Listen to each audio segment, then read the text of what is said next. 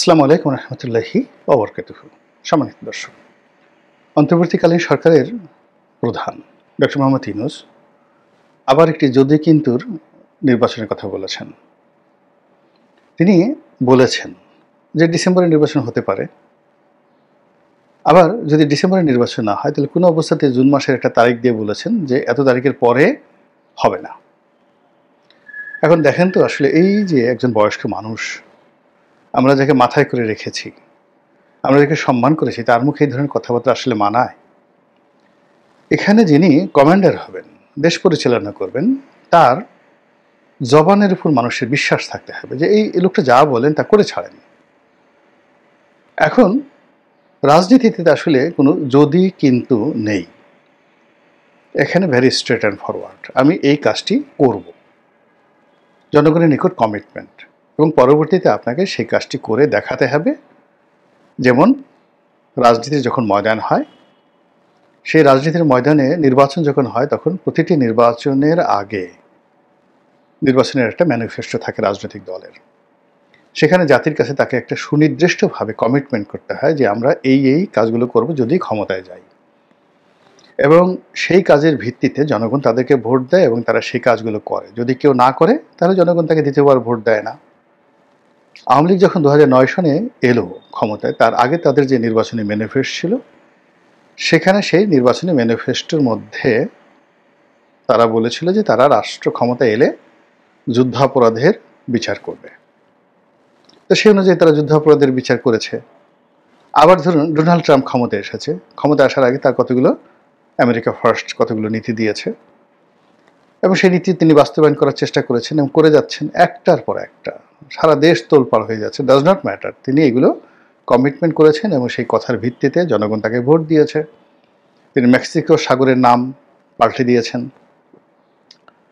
এবং তিনি ব্যবসা বাণিজ্যকে প্রাধান্য দিয়ে সারা পৃথিবীর চষে বেড়াচ্ছেন এবং প্রত্যেকটা দেশটিকে টাইট দিচ্ছেন তিনি যে ব্যবসাটা ভাইস ভার্সা করার জন্য। বাংলাদেশের মতো একটা ক্ষুদ্র রাষ্ট্র, তার সাথে তাদের কী ব্যবসা হয় সেটারও তিনি হিসাব নিচ্ছেন, যে একমাত্র আমেরিকা তোমার সাথে ব্যবসা করবে, গার্মেন্টস আনবে, আমেরিকা থেকেও তোমাদেরকে আমদানি করতে হবে। তো এই যে তার যে একটা কমিটমেন্ট, সেই কমিটমেন্টের কারণে কি হচ্ছে, তিনি অপ্রতিরোধ্য গতিতে এগিয়ে যাচ্ছেন, এবং তাকে যেভাবে পাগলুল বলা হতো, খ্যাপাটে বলা হতো। এই যে মধ্যপ্রাচ্য তার যে সফর, সেই সফরে তিনি সৌদি আরবের সঙ্গে, কাতারের সঙ্গে, সংযুক্ত আরব আমিরাতের সঙ্গে যে চুক্তি করলেন, এটা মার্কিন যুক্তরাষ্ট্রে মানে জীবনে কখনো এই ধরনের চুক্তি হয়নি। আমেরিকার প্রত্যেকটা লোক রীতিমতো অবাক হয়ে গেছে তারই যাকে বলা হয় দক্ষতা দেখে। এটা কথার কথা না, তিনি এসেছেন মানে সেই জুলিয়াস সিজারের সেই বিখ্যাত কথা, ভিনি ভিডি ভিসি, তিনি আসলেন, দেখলেন এবং জয় করলেন মধ্যপ্রাচ্যের মধ্যে। ভারত এবং পাকিস্তানের মধ্যে যুদ্ধ শুরু হয়ে গেল। তো সেই যুদ্ধ শুরু হওয়ার ঠিক সঙ্গে সঙ্গে তিনি সেই যুদ্ধ বন্ধ করে দিলেন। ইউক্রেন এবং রাশিয়ার যে যুদ্ধ, এটা এতটা মানে যাকে বলা হয় মনস্তাত্ত্বিক যুদ্ধ, এটা যারা আপনারা দেখবেন যে ক্রিমিয়ার যুদ্ধ এইটা নিয়ে গুগলে সার্চ দিয়ে দেখেন। ইউক্রেনের এই অঞ্চলে এখন যে যুদ্ধ চলছে, গত 1000 বছরে শত শতবার কিন্তু এই ক্রিমিয়ার যুদ্ধ হয়েছে, এবং কোনো কোনো যুদ্ধ সেই 10 বছর 20 বছর পর্যন্ত চলেছে। এর সঙ্গে এই ক্রিমিয়ার যুদ্ধের সঙ্গে কখনো কখনো চায়না জড়িয়ে গেছে, কখনো ইউরোপ জড়িয়েছে, কখনো অটোম্যান মানে মুসলমানরা জড়িয়েছে, কখনো রাশিয়া জড়িয়েছে, এবং কখনো কখনো নেপোলিয়ান ফ্রান্স জড়িয়ে গেছে। তো ক্রিমিয়ার যে যুদ্ধ, এটা কিন্তু সহজ একটা বিষয় নয়। তো সেই কঠিন একটা বিষয় ডোনাল্ড ট্রাম্প তিনি বললেন যে আমি যদি ক্ষমতা আসি এটা আমি বন্ধ করে ফেলব, এবং তিনি ক্ষমতা আসার সঙ্গে সঙ্গে বিভিন্নভাবে চেষ্টা করলেন। প্রথমত তিনি চেষ্টা করলেন যে যুদ্ধে একটা যাকে বলা সমতা আনার জন্য এক পক্ষকে তো দমন করতে হবে, দুর্বল করতে হবে। তো তিনি ইউক্রেনকে বেছে নিলেন রাশিয়ার পরিবর্তে। তিনি তাকে ডেকে নিলেন, ধমকালেন, কথাবার্তা বললেন, পরে দেখলেন যে এটা তার জন্য হিতে বিপরীত হয়ে গেছে। অর্থাৎ ইউরোপের সমস্ত মিত্র যারা দেশ রয়েছে সবাই ইউক্রেনের পক্ষে এবং ডোনাল্ড ট্রাম্পের বিপক্ষে চলে গেছে। ফলে তিনি সিদ্ধান্ত পরিবর্তন করে সঙ্গে সঙ্গে ইউক্রেনের সঙ্গে আবার নতুন চুক্তি করতে বাধ্য হলেন এবং জেলেনস্কিকে আবার ডেকে নিলেন। যে মার্কো রুবিও তার সাথে ঝগড়া করেছেন ভাইস প্রেসিডেন্ট, 2-3 দিন আগে গিয়ে দেখেন যে সে এখন কিভাবে বন্ধুর মতো হাসাহাসি করছেন। এটা হলো সাকসেস অফ ডিপ্লোম্যাসি।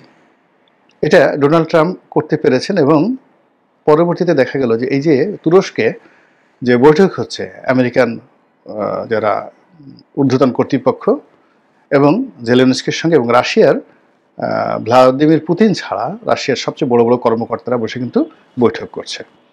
কিন্তু এখানে জেলেনস্কি যেটা আশা করেছিলেন যে এখানে মিস্টার পুতিন আসবেন এবং তার সঙ্গে সরাসরি আলোচনা করবেন, মিস্টার পুতিন সেখানে আসেননি।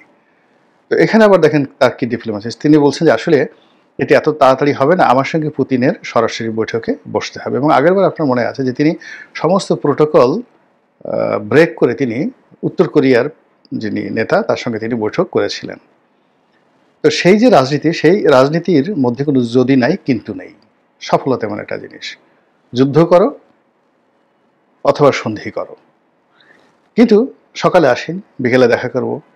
মানে এটা প্রেমের ক্ষেত্রে যে ছলচাতুরি, এটাও এখন এই আধুনিক যুগে প্রেমের ক্ষেত্রে ছলচাতুরি সহ্য হয় না। আগে দেখা গেল যে চিঠি দেওয়া হতো, তারপরে শেষে প্রেমিকা আসতো না, তারপরে শেষে আবার প্রেমিক চলে যেত, প্রেমিকা কাঁদতো, তারপরে শেষে বাঁশি বাজাতো, তারপর গান গাইতো, আমার বন্ধু দিনদিয়া রে প্রাণ দিনদিয়া, এরকম জিনিস হতো। এখন এই জিনিসগুলো নাই, এখন ডিজিটাল যুগ।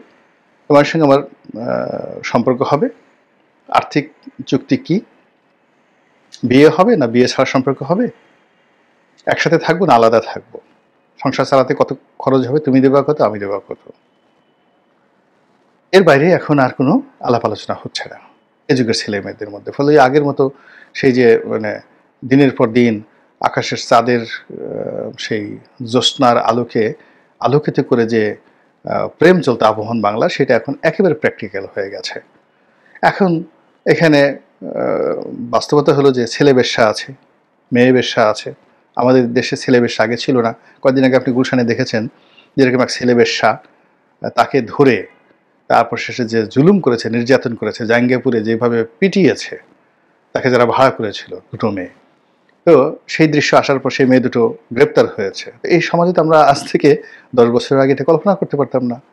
তারপরে গুলশানের অতৃপ্ত ভাবীদের যে বা অতৃপ্ত মেয়েদের যে যৌন আকাঙ্ক্ষা, এবং সেটা পূর্ণ করার জন্য সেখানে শত শত পুরুষ বেশ্যারা বেকার, তারা গুলশানের রাস্তায় ঘুরে বেড়ায় যে কখন তাদেরকে গাড়িতে তুলে নিয়ে যাবে মেয়েরা।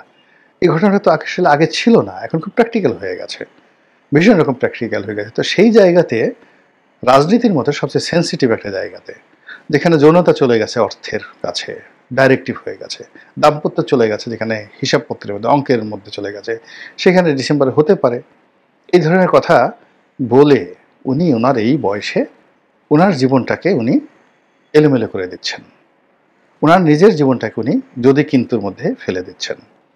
মানুষের একটা বোধ আছে, একটা বুদ্ধি আছে, যেখানে বাংলাদেশের পুরো রাজনৈতিক, তার এই আগমনের ফলে পুরো রাজনৈতিক অঙ্গনে রীতিমতো আগুন লেগে গেছে।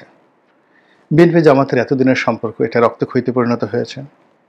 আমাদের সন্তান সম যে বিপ্লবের যারা নায়ক ছিলেন, গণ অভ্যুত্থানে যারা নায়ক ছিলেন, তারা এখন দুর্নীতিতে জড়িয়ে পড়েছেন অনেকে, মাদকে জড়িয়ে পড়েছেন অনেকে, তারপর রাজনীতি করে মন্ত্রী এমপি হওয়ার তারা স্বপ্ন দেখছেন, রাষ্ট্র পরিচালনা তারা স্বপ্ন দেখছেন, এবং যার সঙ্গে বাস্তবের কোনো মিল নেই। এবং আমাদের এই সমাজের অনেক লোক, বড় বড় মানুষ এখন তাদের পিছু পিছু ঘুরছে। এই যে সমাজের যে ধারাপতন, এই ধারাপতন কিন্তু ভারতের নাই, এই ধারাপতন ইভেন পাকিস্তানেও নাই। আপনি দেখুন সেখানে পাকিস্তানে ঘুরে ফিরে মানে কারা রাজনীতি করছে, ইমরান খান, শাহবাজ শরীফ, নওয়াজ শরীফ, তারপর শেষে বিলাওয়াল ভুট্টো। আপনি দেখেন তো একজন বিলাওয়াল ভুট্টোর সঙ্গে পাশে বসান তো আমাদের বাংলাদেশে একজন রাজনীতিবিদকে, জাস্ট একটা পোর্ট্রেট তৈরি করেন যে বিলাওয়াল ভুট্টো বসে আছে, তার পাশে ডক্টর মোহাম্মদ ইউনূস বসে আছেন, বা আমাদের পররাষ্ট্র সচিব বসে আছেন। শাহবাজ শরীফের পাশে বসান্ত আমাদের বাংলাদেশে একজন, বা ইমরান খানের সঙ্গে আপনি বসান্ত যে কোনো একটা লোক, মিলে কিনা? ভারতে যারা রাজনীতি করছেন, আপনি জয়শঙ্করের কথা চিন্তা করেন, অমিত শাহের কথা চিন্তা করেন, মোদির কথা চিন্তা করেন, কোথায় তারা আর কোথায় আমরা? ওখানে যারা রাজনীতি করছেন, একজন রাহুল গান্ধীর সঙ্গে আপনি তারেক রহমান সাহেবকে বসান, আপনি জয়কে বসান, দেখেন তো আপনার মানায় কিনা টোটাল জিনিসগুলো। ইট ইজ দ্য রিয়েলিটি, এটা বাস্তবতা। কিংবা ধরুন একেবারে মমতা ব্যানার্জির কথা চিন্তা করেন, তো পশ্চিমবঙ্গের মমতা ব্যানার্জি, বিহারের নীতিশ কুমার, লালু প্রসাদ, এদের সঙ্গে আমাদের বাংলাদেশের যারা রাজনীতি করেন তাদেরকে একটু মিলান তো। দিল্লি জামে মসজিদের যিনি খতিব রয়েছেন, সেই যে বুখারি, তো সেই বুখারি সাহেবের সঙ্গে আমাদের খতিব সাহেবের একটু পাশাপাশি বসান তো, বেতন মাকারণ খতিব সাহেব বসান, তো আমরা ভারতের সঙ্গে পারবো কী করে? আমরা তো পারছি না, কোনো অবস্থাতে পারছি না। আবার বাংলাদেশে আসেন, বাংলাদেশে এসে আপনি চিন্তা করেন যে ডক্টর মোহাম্মদ ইউনূসের সিফাহ সালার কারা। ডক্টর মোহাম্মদ ইউনূসের সিফাহ সালার ধরেন এনসিপির যে সকল নেতৃবৃন্দ আমি নাম বললাম না, তাদেরকে বসান। অন্যদিকে বিএনপির টপ আপনি মির্জা ফখরুল সাহেব, তারপর শেষে মির্জা আব্বাস, কয়েশ্বর বাবু, আব্দুল মোয়েন খান, তারপরে শেষে আমির খুশরো মাহমুদ চৌধুরী, সালাউদ্দিন আহমেদ, এদের সবাইকে একদিকে বসান। আর ডক্টর মোহাম্মদ ইউনূস সরকারে যাদেরকে রেখেছেন তারা উপদেষ্টারা, অথবা তিনি যাদের প্রতি নির্ভর করছেন তাদেরকে একসাথে বসান। দেখেন তো ছবিটা মিলে নাকি? সব জিনিসগুলো এলোমেলো হয়ে গেছে। আবার তিনি যাদেরকে খুব যাকে বলা হয় তার যে এফডিআর হিসেবে তিনি যাদেরকে পুঁজি হিসেবে মনে করেন, সেটা হল জামায়াত ইসলামী। এখন জামায়াত ইসলামীর যারা নেতৃবৃন্দ রয়েছেন এই মুহূর্তে, ডক্টর শফিককে বাদ দেন, উনি ছাড়া অন্য যারা আছেন এখন বাইরে আছেন কারা? হামিদুর রহমান আজাদ, সেলিম উদ্দিন, তারপরে শেষে ডক্টর মাসুদ, উনি আছেন, তো তারপর শিবিরের যিনি এখন সভাপতি আছেন, তাদেরকে মেলান। মিলিয়ে আওয়ামী লীগের 20-25 জন আপনি প্রথম সারির যারা নেতা রয়েছেন আপনি তাদেরকে পাশাপাশি বসান। তুফাইল সাহেব, আমর সাহেবের কথা বাদ দেন, অন্য যারা আছে তাদেরকে পাশাপাশি বসান, দেখেন তো মিলে কিনা প্রতিদ্বন্দ্বিতা। তাহলে এই সব কিছু অসম হয়ে যাচ্ছে, দেশের ভিতরে অসম, দেশের বাইরে অসম। এই জায়গা থেকে বের হয়ে আসার জন্য যেটি দরকার সেটা হলো সততা, রিয়েলিটি মেনে নেওয়া, বাস্তবতা মেনে নেওয়া, এবং পরিবেশ এবং পরিস্থিতির সঙ্গে কমপ্লাই করা। আগেই বললাম যে যেভাবে ডোনাল্ড ট্রাম্প একটা কাজ করলেন, কাজ করার সঙ্গে সঙ্গে তিনি বুঝতে পারলেন যে আমি এটা পারবো না, এটা সম্ভব হবে না। তিনি সঙ্গে সঙ্গে সেটা পরিবর্তন করে ফেললেন। তিনি দেখলেন যে মধ্যপ্রাচ্যে যে পরিবেশ এবং পরিস্থিতি সৃষ্টি হয়েছে সেখানে সিরিয়াকে তার স্বীকৃতি দিতে হবে ইমিডিয়েটলি। কিন্তু ইসরায়েল কোনো অবস্থাতেই সিরিয়াকে এই মুহূর্তে স্বীকৃতি দিতে রাজি না। কিন্তু তার সমস্ত ইসরায়েলি লবি, ইহুদি লবি সব কিছুকে ওভারটেক করে ইনস্ট্যান্টলি তিনি সৌদি আরবের রাজপ্রাসাদে বসে সিরিয়াকে স্বীকৃতি দিলেন এবং সিরিয়ার প্রেসিডেন্টের সঙ্গে করমর্দন করলেন, বৈঠক করলেন এবং তার প্রশংসা করলেন যে তিনি সত্যিকার অর্থে একজন লড়াকু। অথচ এই প্রথম থেকে এই পর্যন্ত মার্কিন টেরোরিস্ট তালিকাতে তিনি শীর্ষস্থানীয় একজন টেরোরিস্ট, সিরিয়ার বর্তমান যিনি প্রেসিডেন্ট, তার প্রশংসা করলেন। এটা হলো পরিস্থিতির সঙ্গে অ্যাডাপ্ট করা, মানিয়ে নেওয়া। কিন্তু আমাদের এই যে ডক্টর মোহাম্মদ ইউনূস, আপনি গিয়ে দেখেন 7 মাস আগেও তিনি যে কথা বলেছেন সেই কথাই বলছেন। 7 মাস আগে তিনি যে চিন্তা করেছেন সেই চিন্তাই আছে। তার 70 বছর আগের, এখন তার বয়স 86 বছর, অর্থাৎ 16 বছর বয়সে তার মধ্যে যে প্রেম ছিল তিনি সে প্রেমের বাইরে এখনো যেতে পারেননি। তার মধ্যে যে চিন্তা ছিল 50 বছর আগে, সে চিন্তার বাইরে যেতে পারেনি। তিনি এখন সারা বাংলাদেশটাকে মাইক্রো ক্রেডিটের রাজ্য বানাতে চাচ্ছেন। এটার জন্য তিনি আলাদা একটা ভবন করতে চাচ্ছেন, আলাদা একটা মন্ত্রণালয় করতে চাচ্ছেন, এবং তিনি বলতে চাচ্ছেন যে বাংলাদেশ ইভেন মাইক্রো ক্রেডিট, ক্ষুদ্র ঋণ ব্যবস্থা চালু করার জন্য দরকার আর একটা সেন্ট্রাল ব্যাংক। এর কারণ হলো তিনি একটা বক্তব্য বলে ফেলছেন, বাংলাদেশের যারা সেন্ট্রাল ব্যাংক তারা এই সেন্ট্রাল ব্যাংক মাইক্রো ক্রেডিটে বুঝেই না, ফলে যেহেতু তারা বুঝে না এখানে নিয়ন্ত্রণ তারা করতে পারবে না। আইদার এটাকে স্বাধীন করে দিতে হবে, অথবা এখানে এরকম একটা বডি থাকতে হবে যেটা মাইক্রো ক্রেডিটকে নিয়ন্ত্রণ করবে। এই জন্য একটা মন্ত্রণালয়, মাইক্রো ক্রেডিট মন্ত্রণালয় তার চিন্তার মধ্যে রয়েছে, এবং সেই জিনিসগুলো আমরা দেখতে পাচ্ছি। তিনি তার চোখে দূরবীন লাগিয়ে রেখেছেন, সেই দূরবীনে বাংলাদেশে বসে তিনি সারাক্ষণ টেক্সাস দেখছেন, সারাক্ষণ তিনি হলিউড দেখছেন, ইংল্যান্ড দেখছেন, প্যারিস দেখছেন, সিঙ্গাপুর দেখছেন। এখন পাগল হয়ে গেছেন যে অমরত্ব লাভ করার জন্য তার সময় খুব অল্প, খুব দ্রুত বাংলাদেশকে পরিবর্তন করা যায়। এবং বাংলাদেশকে আসলে দ্রুত পরিবর্তন কেউ করতে পারেনি, অনেক বড় বড় মহামানব করতে পারেনি, কিন্তু তিনি এই কাজ করতে গিয়ে আমাদের সর্বনাশ করবেন, এবং অনেকটা আমরা সর্বনাশের মধ্যে এগিয়ে গেছি। এখন তিনি ইচ্ছা করলে ডিসেম্বর মাসে নির্বাচন দিতে পারবেন না, হি ক্যানট ডু। তিনি বলেছেন ডিসেম্বর হতে পারে, এটাই কারোটা আগিয়ে বিএনপির কয়েক নেতা বলেছেন কেন ডিসেম্বরে দরকার, কেন আগস্ট সেপ্টেম্বর মাসে হতে পারে, অসুবিধাটা কি, আগায় নিয়ে আসেন। আমরা তো একদিন অপেক্ষা করতে রাজি না। এখন আপনারা বলেন তো, আগস্ট সেপ্টেম্বরে হোক বা ডিসেম্বরে হোক একটা সুষ্ঠু নির্বাচন হবে, জনগণ ভোট দিবে, এটা কি সম্ভব? সরকারের একেবারে ঘনিষ্ঠ জামাতের যারা লোকজন আছে তারা বলছেন যে না, আইনশৃঙ্খলা এখন এই পর্যায়ে নেই, পুলিশের অবস্থা এই পর্যায়ে নেই, ভোট দেওয়া কাউন্ট করা এগুলো সম্ভবই না। অথচ এই জিনিসগুলো যদি উনি এই এত বিশাল একটা ক্যানভাস তৈরি না করে ক্ষমতা আসার সঙ্গে সঙ্গে বলতেন যে আগামী 3 মাসের মধ্যে আমি নির্বাচন দেব, আমি আগামী 3 মাসের মধ্যে নির্বাচন দেব, অসুবিধা কী ছিল বলেন তো? কোনো অসুবিধা ছিল না।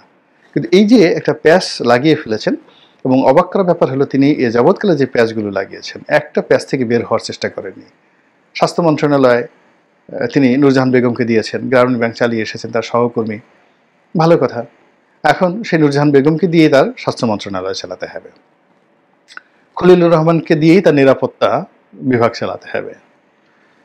এরকম মানে যখন মানে একটা গ্রামীণ ব্যাংক তিনি যেভাবে চালিয়েছেন, গ্রামীণ ফোন যেভাবে চালিয়েছেন, গ্রামীণ ওই যে ভবন যেটা ছোট্ট, এটা তো একটা ক্ষুদ্র পরিসর। একটা এলাকাতে উনি যদি 5 বছর কোনো তার যে এলাকা আছে সেই এলাকাতে তিনি যদি এমপি হতেন, সংসদ সদস্য হতেন, এই 5 বছর এমপিগিরি চালাতে হলে ঠিক মতো যদি চালাতে হতেও, এবং তার যদি পলিসি জানা না থাকে তাহলে সমস্ত গ্রামীণ ব্যাংক, গ্রামীণ ফোন বিক্রি করেও তিনি তার নির্বাচনী এলাকার 5 বছরের চাহিদা তিনি মেটাতে পারতেন না। তাকে আসার সময় জনগণ কাপড় চোপড় খুলে রেখে দিত। এটা হলো রাজনীতি। এখানে মানুষের যে চাহিদা 1000 ভাগের 1 ভাগও আপনি পূর্ণ করতে পারবেন না, বাকিটা আপনাকে ডিপ্লোম্যাসি দিয়ে, ভালো ব্যবহার দিয়ে, কৌশল দিয়ে সেটা মোকাবেলা করতে হবে। কিন্তু এই যে যদি কিন্তু হতে পারে, অমুক হতে পারে, এটা না হলে ওটা হবে, এটা না হলে হবে, এইগুলো মানে 2 নৌকা যদি আপনি পা দেন কি হবে? পুরো ফাঁক, মানে নৌকায় 2 নৌকা ফাঁকা কল্পনাই করা যায় না। আর বুড়ো মানুষ আর যদি বুড়ো মানুষ 2 নৌকায় পা দেয়।